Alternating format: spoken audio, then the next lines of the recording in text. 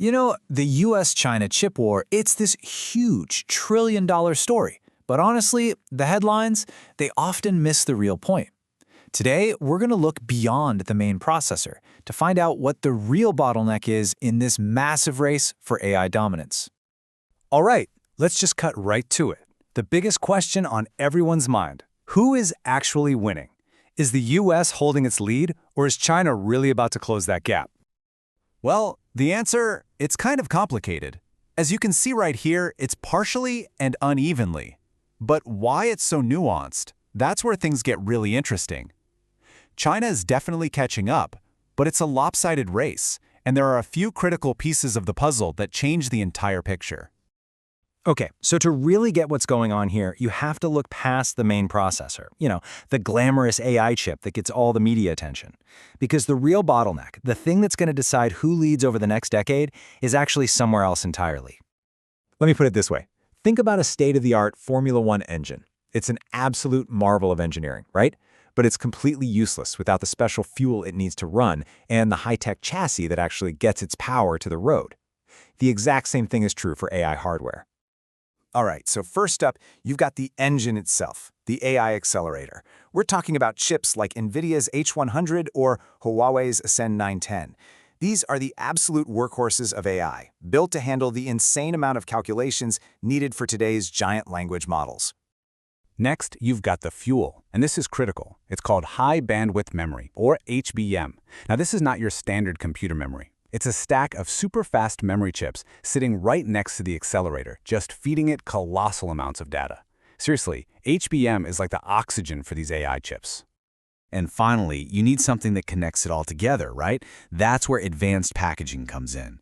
This is the incredibly sophisticated engineering that seamlessly stitches the AI engine and its HBM fuel tank together into one cohesive high-performance unit.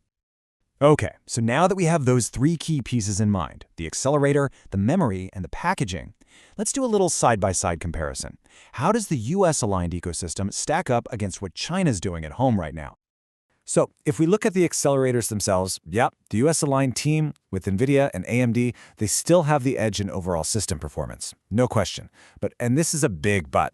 Look over at the China column. Huawei is improving and fast. Plus, its chips are now mandated in state projects.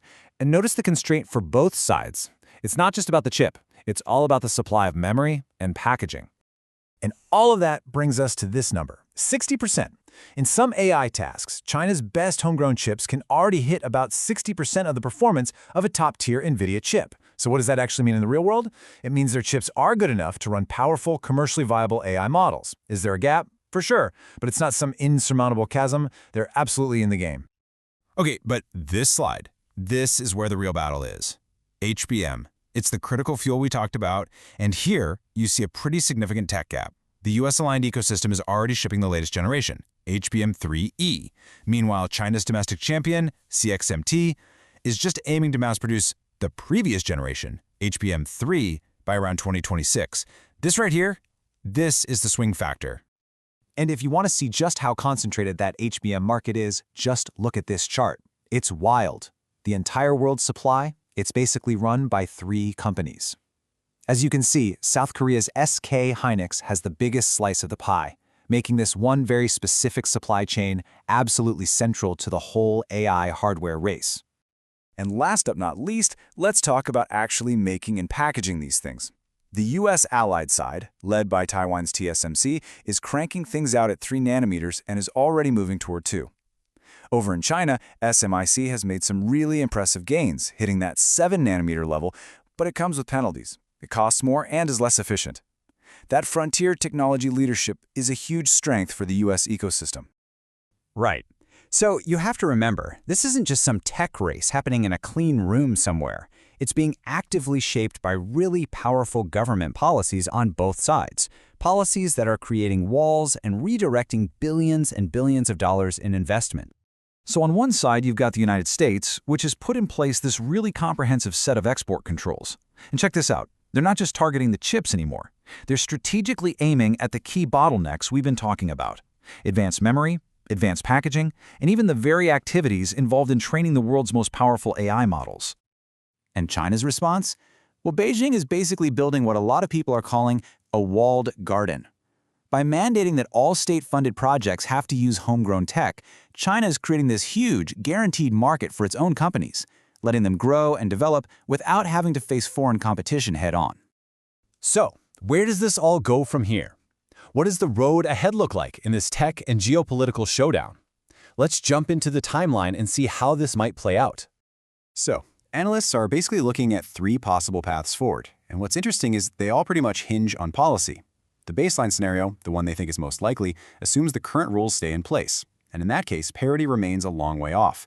But look at the other options. If controls get even tighter, it could add another year or two to China's catch-up, but if things loosen up, they could get to near parity by 2028. This really gives us a clear roadmap of the key things to watch for. 2026 is the big one. It's the litmus test, really. Can China mass-produce high-quality HBM memory? If they pull it off, by 2027 they could be only about 1 generation behind on complete AI systems.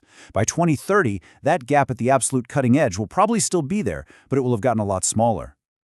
Okay, so let's bring this all home. What's the final verdict? Well, it's pretty clear. The catch-up is happening, it's real, but it is partial and uneven, and it is completely gated by those 2 key bottlenecks we've been talking about, HBM and packaging. The future of the entire global AI race doesn't just hinge on who has the fastest chip.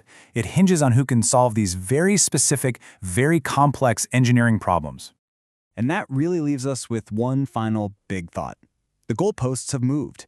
The chip war isn't a simple 2-dimensional sprint for the fastest processor anymore. It's now a complex 3-dimensional puzzle of logic, memory, and integration. And the winner will be whoever can solve that puzzle first.